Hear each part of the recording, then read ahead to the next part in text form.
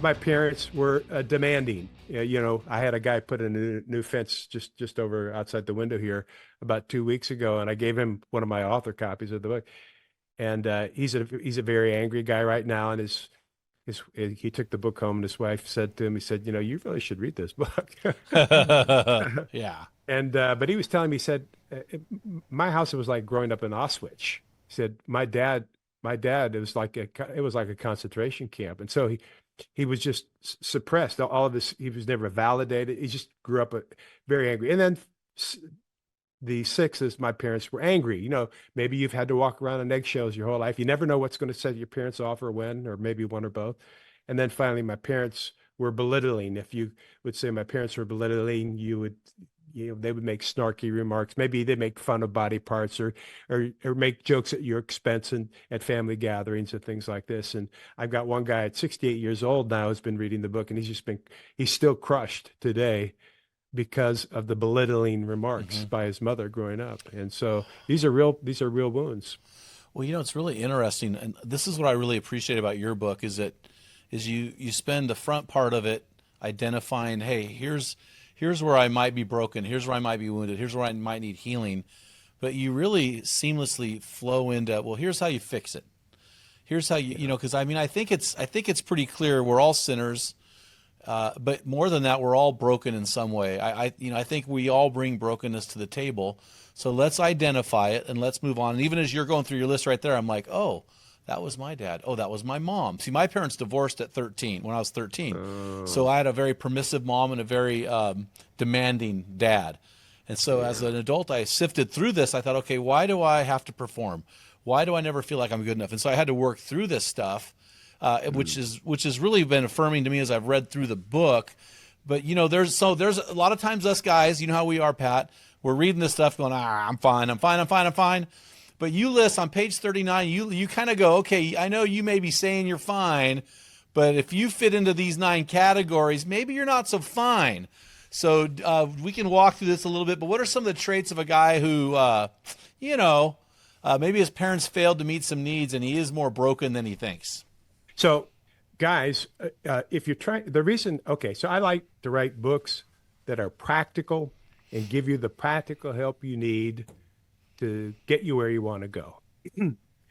And I'm very solutions oriented. But here's the thing, if you are trying to solve the wrong problem, you can only succeed by accident. So we do need to take time to understand and unravel what actually happened. Yeah. So that's why in this book, part one is really spending a good deal of time to create the categories and the dynamics and the so that a guy can self-identify himself. And by the way, every time I give one of these characteristics or attributes, I also give a reflection exercise so that you can think, okay, well, how did this affect me, personally? So yeah, so with that said, yeah, then once you identify with one of these seven or eight parenting styles, if your parents were encouraging, then then the net of that is that this has had a dramatic impact on you, and you may not know that, you may not understand it, but that's why we need our own list. So the number one characteristic is that you're not sure that people really care about you. And so Eric Erickson, the psychologist, with his child development theory, he says the number one task of a child is trust, distrust. And so, if you weren't, you can't say everything every time, but to append to my earlier comments about my child experience, I have no recollection of ever hearing the words, I love you. Never heard the words, I'm proud of you. We believe in you. Here's some things you might want to know about the opposite uh, gender. Here's some things you might want to know about education. And uh, here's some things you might want to think about meaning in God and purpose in life. None of that. And we weren't a physically affectionate family either. We didn't hug either. So now I'm not naive, Jim. I'm not saying that none of these things ever happened, but isn't it interesting and significant that even at this stage in life, I still have no recollection of those things ever happening. And so, if I wasn't held enough, I don't know because I wasn't old enough to acknowledge or know those things. But if I wasn't held enough or didn't get the right amount of cooing and affection and so forth, then and if you're listening and that happened to you, it's very possible that you would have grown up having a hard time that people really care about you. So when I walk into a room, even to this day, I walk in with a suspicion.